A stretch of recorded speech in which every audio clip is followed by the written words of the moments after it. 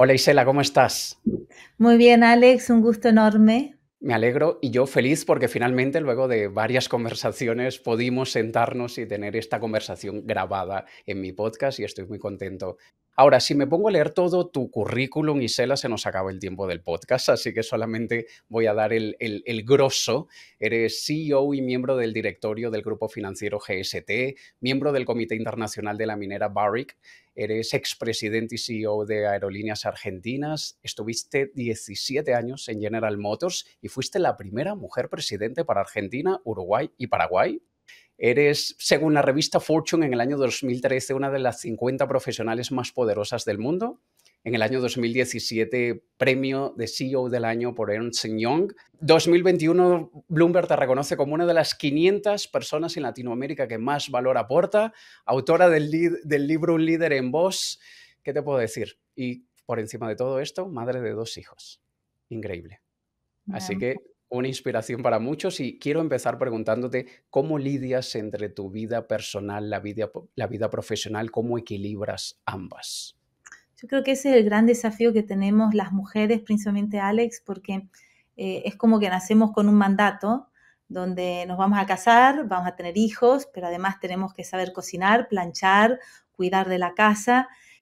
Y, y la verdad que uno nace con toda esa demanda y esa mochila y a veces cuesta que uno, y eso va en general tanto para los hombres y las mujeres, decir, ¿qué es lo que me gusta a mí? O sea, más allá de los mandatos, más allá de lo que la sociedad espera, más allá de lo que los padres de uno, la familia espera, ¿qué es lo que lo hace feliz? Y la verdad que siempre fui muy consciente del rol que tenía el trabajo en mi vida, de esas ganas de desafiarme intelectualmente, de aprender más y descubrir capacidades que uno a veces solo las encuentra si se encuentra con desafíos o si se pone frente a desafíos. Entonces, dentro de esa dicotomía que se arma, porque cuando uno tiene esa pasión por el trabajo y que naturalmente uno se convierte en un workaholic, es cómo va poniendo todos los otros elementos de la vida, que son importantes alrededor. Y creo que el punto de madurez, cuando decido tener mi primer hijo, que es una nena, era decir, yo quiero ser madre, no es que eh, es un mandato o porque, y estaba muy consciente de cómo el embarazo y la maternidad iba a encajar en mi pasión de seguir desafiándome y desarrollándome en el trabajo. Entonces, creo que el gran desafío que sigo teniendo es encontrar mi tiempo. Digo que todos están en la lista de prioridad, hasta el perro, y después vengo yo, y creo que ese es el gran desafío que uno dice, bueno, en este momento uno tiene que ser consciente y decir, bueno, hoy el balance va más para el trabajo, hoy el balance va más para mi familia, hoy el balance va para mis hijos, mi hija, mi hijo o mi pareja, o va para mi vida personal y mi salud personal, física o mental. Entonces yo creo que lo importante, Alex, es la conciencia de lo que a uno le hace bien y de poder encontrar esos espacios que no siempre va a ser el 50-50 de Claro, la vida personal y laboral todos los días. Van a haber picos claro. y lo importante es que uno pueda entender cómo los regula. ¿Cuáles lecciones has aprendido en el mundo corporativo que te han ayudado para tu vida personal, específicamente en la educación de tus hijos? Wow, creo que la disciplina es una de ellas. Eh, y entender muy bien cuáles son las tareas y el orden de prioridad, ¿no? O sea, es aprender a priorizar y no entrar en pánico. O sea, a mí me encantan todo lo que sean reestructuraciones, transformaciones de modelos de negocio, o sea, me encantan las crisis. Y, y uno cuando tiene interés por algo o una pasión por algo, es, naturalmente tiende a ir a eso como primeros elementos y prioridades en la vida. Y es importante poder decir, bueno, ¿qué es prioridad? Ujú. Prioridad es apagar este incendio, o prioridad es evitar que otros incendios ocurran, ¿no? Y creo que en la educación de los hijos, yo siempre decía que yo iba a descubrir si había sido una buena madre educadora cuando mis hijos tuvieran 21 años, ¿no? A los 21 yo iba a poder entender si mis hijos estaban preparados para la vida. Y siempre digo que para la maternidad uno como padre o madre tiene la responsabilidad de 3 elementos. Uno es dar los valores y uno en el trabajo de alguna forma se va encontrando con los valores que uno está de acuerdo y que no está de acuerdo y cuáles quiere reforzar y herramientas que te ayudan a reforzar algunos valores cuando te enfrentas con algunas personas o empresas que lo piensan de forma diferente. Es como uno afronta y dice, no, estos valores son más importantes y no me puedo defraudar yendo en contra de esos valores. Ujú. Segundo punto, para mí que es clave en la educación, tiene que ver con en la crianza de los chicos, tiene que ver con la educación. Y la educación es porque nosotros elegimos dónde van a estudiar, qué van a estudiar, o sea, es si van a estudiar en un colegio bilingüe o si van a estudiar en un colegio público y si van a estudiar algún idioma, si van a hacer deportes, si es un colegio. Entonces, la educación también tiene que ver con donde uno trabaja, la capacidad de capacitarse o la habilidad que la empresa te permite que uno pueda seguir desarrollando, aprendiendo más temas o tenga más herramientas para lo que va a trabajar. Dentro de la educación hay otro factor que es importante en la crianza de los hijos que tiene que ver con el nivel de amistad. Mm. Somos responsables por las amistades de nuestros hijos, o sea, los círculos donde los colocamos en la educación, si en el colegio o si van a estudiar inglés en otro lugar o idiomas en otro lugar o deportes en otro lugar. Y eso también tiene que ver en lo que aprendí en el trabajo, que los amigos que uno hace, porque al final termina dedicándole mucho más horas a un ambiente laboral de lo que es un ambiente social. Y el cuarto elemento que tiene que ver con la crianza, que pienso que es lo que hace con que uno sea un mejor padre o madre, es la cajita de herramientas que uno le va preparando a los hijos, ¿no? Uno nace con habilidades y eso pasa también en el mundo laboral. Uno tiene habilidades, uno puede tener una habilidad mucho más lógica o una habilidad mucho más de creación. Y los hijos, nosotros nacemos con habilidades natas, pero en la vida nosotros vamos incorporando otras herramientas y creo que el visualizar, decir cuáles son las herramientas que me sirvieron en mi vida a lo largo de mi vida laboral y a lo largo de mis interacciones personales, cuáles son esas herramientas que voy poniendo en mi cajita para ayudar a mis hijos. Y ahí uno se da cuenta después que la verdad a vos te sirvió un martillo o te sirvió un destornillador y a tu hijo el martillo es demasiado pesado. No necesito martillo, necesito otra herramienta. Entonces te diría que esos son los 4 elementos, Alex, pero por encima lo que es la disciplina y lo que es la priorización de tareas, porque ayuda mucho en poder balancear la vida personal con familia y chicos y la vida laboral. Ujú. Totalmente y sumamente importante. Tú que has estado en los dos mundos, en el privado y en el público, ¿cuáles prácticas de liderazgo del sector privado podrían revolucionar la forma de dirigir y liderar en el sector público?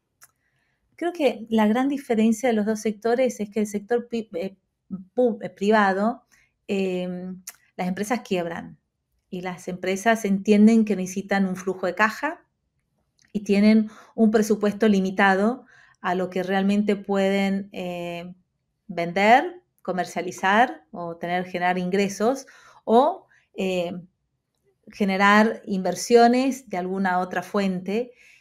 Y esa mentalidad para mí es la base de lo que es la diferencia del sector público, ¿no? El sector público es como, a veces se parece mucho a una empresa familiar, ¿no? Una empresa del sector privado, pero familiar, donde los dueños pueden decir, bueno, no, vendo unas vacas, vendo un campo, o tengo otras propiedades, o consigo un préstamo de un primo, y es como que todavía hay esa sensación de que uno puede hacer crecer el negocio sin que el negocio genere sus propios ingresos. La otra es, yo te diría, la profesionalización. En la política o en las empresas del Estado, la confianza es más importante que la capacidad. Mm. En las empresas del sector privado, uno solo va a ser promovido y uno solo va a ser reconocido si realmente está comprobada su capacidad. hay a veces los corporate survivals, como yo los llamo, ¿no? Que uno dice, ¿esta persona cómo sigue sobreviviendo en esta empresa? Es porque tiene algunas otras habilidades que hacen con que pueda sobrevivir en empresas que a veces son demasiado grandes, tienen muchos empleados y pasa desapercibido entre la multitud.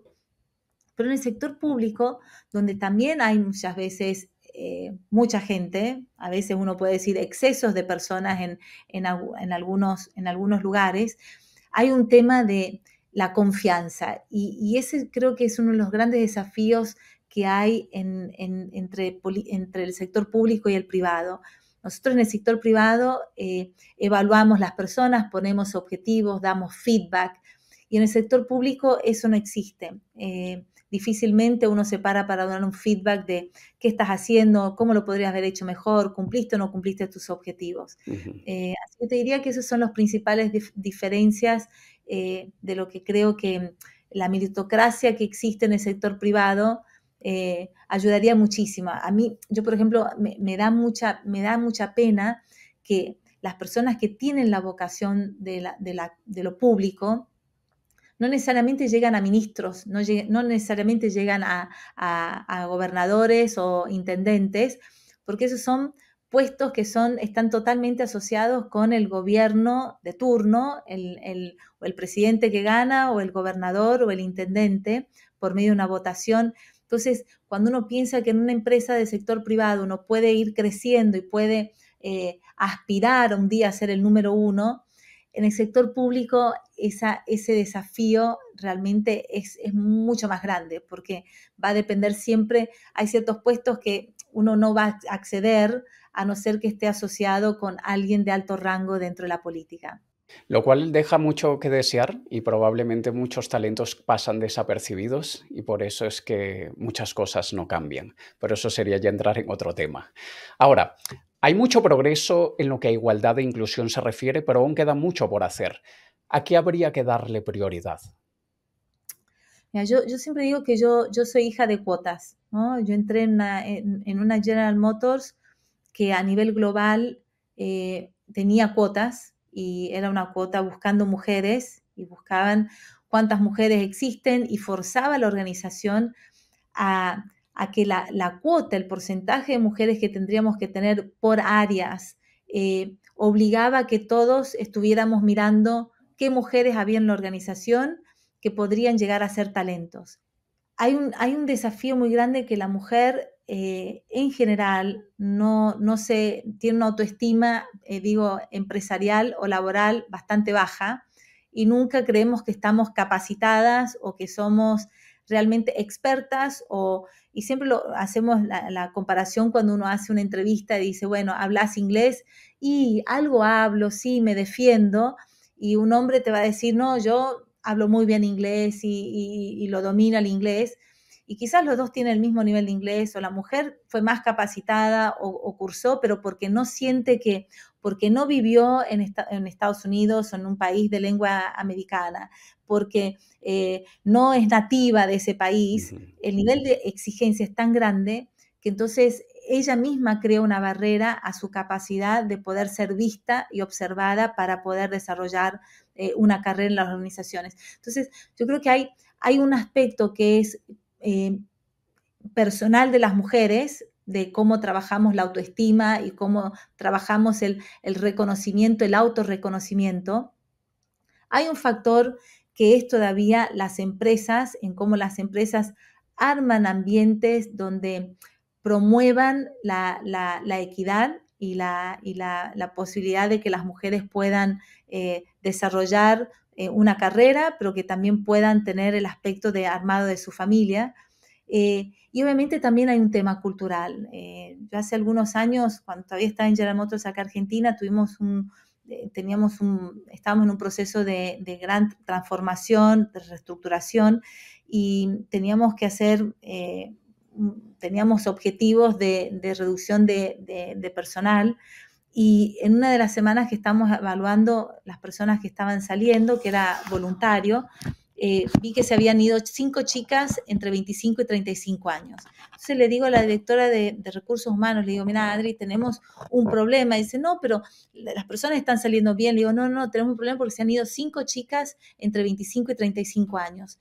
Y yo tenía 2 problemas ahí. Uno, dije, yo soy mujer, ¿estaré haciendo yo algo o estaré no haciendo algo que estas chicas están queriendo ir? Y la segunda era que estas chicas eran las futuras líderes de la organización, en el sentido de que es la edad del semillero y es la edad donde la mujer entra en una dicotomía muy grande que o trabajo para ser reconocida, para ser promovida, o me dedico a ser madre. Y es un gran tema cultural. Yo me junté con estas chicas que se habían ido, dije, quiero juntarme con ellas. Y una de ellas me dice, no, bueno, porque en realidad mi sueldo, tenía un bebé de 6 meses, mi sueldo es lo que prácticamente tengo que poner para que tenga una niñera, para que me cuide a mi hija. Salta la otra y dice, no, en mi caso es mi suegra que me dice, ¿cómo vas a trabajar a tu marido? Me quedé con él en la casa hasta que tuvo 12 años. Entonces todavía hay un tema cultural que no es solamente dentro de las empresas, tiene que ver todavía con la sociedad, de lo que la sociedad espera del rol de la mujer cuando la mujer o decide trabajar, dice, bueno, vos trabajás demasiado, no tenés vida, pero ¿y por qué me dicen esto a mí y no se lo dicen al hombre, que también trabaja las mismas horas y a él no le dicen que no tiene vida? Entonces, yo creo que hay un tema todavía que con estas generaciones que vienen, uno ya no las ve. O sea, nosotros a veces tenemos discusiones de beneficios que vamos a dar de licencia paternidad extendida para los hombres, y los hombres que están sentados en la mesa dicen, no, pero los hombres no la van a usar, porque en realidad las mujeres van a quedarse cuidando de los chicos. Y hoy uno ve que los varones quieren participar más del proceso de la crianza o cuando nace el bebé, de estar más presentes. Entonces, hay un tema cultural que creo que estas nuevas generaciones empiezan a ayudar a cambiar. Hay un tema laboral de las condiciones que las empresas arman y construyen para que las mujeres se sientan cómodas de poder salir de las licencias maternidades, pero que también puedan retornar en su trabajo sabiendo que sigue el trabajo, que no va a dejar de estar. Y también un tema personal de las mujeres que tienen que mejorar su autoestima. En términos de las capacidades que creemos que tenemos y a veces no confiamos tanto. Tengo curiosidad en saber cómo organizas tu día. ¿Tienes algún truco de productividad que quieras compartir con nosotros? Bueno, tengo todos los días antes de irme, no importa la hora, las últimas cosas que hago es el listado de cosas que me quedaron pendientes. Porque al día siguiente es mucho más fácil arrancar. Cuando comienzo, sé que tengo que ir a ese listado y no me pierdo entre si veo mails primero o si veo WhatsApps o si entro en una reunión. Entonces, poder organizarme ya de entrada y saberlo ya al día anterior, es decir, bueno, estas son las cosas que son mis prioridades. Mañana cuando vuelva, esto es lo crítico que tengo que hacer. Después, yo tengo en mi cuaderno anotado qué son temas que en diferentes color, temas que tengo que resolver o temas que tengo que armar reuniones o temas que tengo que mandar mails. Entonces, eso también me ayuda a ordenar un poco por dónde comienzo y qué es lo que disparo primero. Y bueno, últimamente trato de llegar a la oficina antes que todos, porque si llego antes que todos, puedo sacar muchas de las cosas que tengo pendientes, porque ya cuando empiezan a llegar es como que mi agenda ya no es más mía. O sea, puedo tener las agendas marcadas y las reuniones todas agendadas, pero la prioridad siempre es el que golpea la puerta y viene con algún tema que quiere conversar. Ahora, antes de finalizar, me gustaría saber, más allá de los títulos y tus logros profesionales, ¿qué huella buscas dejar en el mundo en las nuevas generaciones, específicamente de las mujeres profesionales?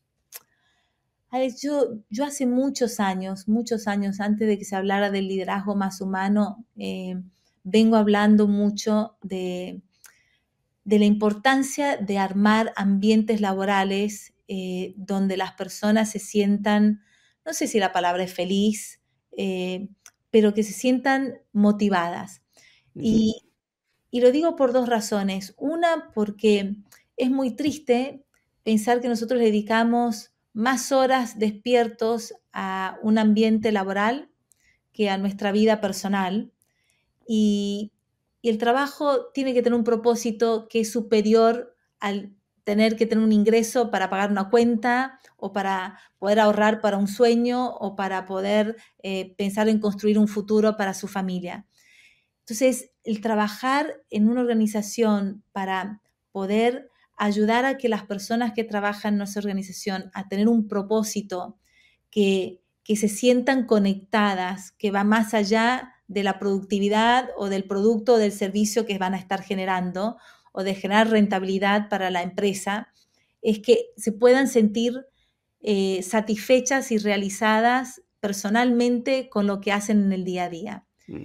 La otra que tiene que ver con eso es que las empresas que tienen empleados motivados generan compromiso y un colaborador comprometido entrega resultados financieros espectaculares. O sea, lo tengo comprobado, siempre fui de leer mucho sobre business, pero muchas de estas teorías que yo decía, bueno, se evaluaron 3.600, 200 o 3.500 empresas o 2.200 ejecutivos o 20.000, pero ¿eso a dónde se evaluó? ¿En qué empresa? ¿En qué país? ¿En qué condiciones? ¿Cómo eso funciona acá? Y la verdad que probar de cómo funciona el compromiso que genera o la motivación que genera un compromiso, el nivel de resultados es espectacular. Es algo que una planilla de Excel no lo puede explicar.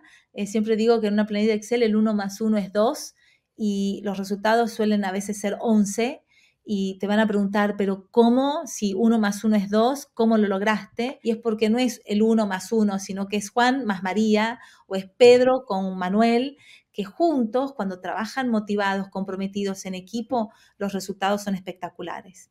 Así que esa es un poco la huella que quiero dejar, Alex, es demostrar que empresas que tratan a las personas bien, automáticamente el cliente queda satisfecho porque es como que hay una línea que se conecta entre tratar bien al ser humano en las organizaciones, automáticamente desparrama para los clientes y ese bienestar interno genera alta productividad, compromiso y más allá de los resultados, genera esa conexión y esa felicidad de poder decir estoy haciendo algo que aporta valor. Qué bueno, qué bonito. Y me ha encantado tener esta oportunidad de hablar contigo, Isela. El gusto fue mío, Alex, así que un placer a toda la audiencia.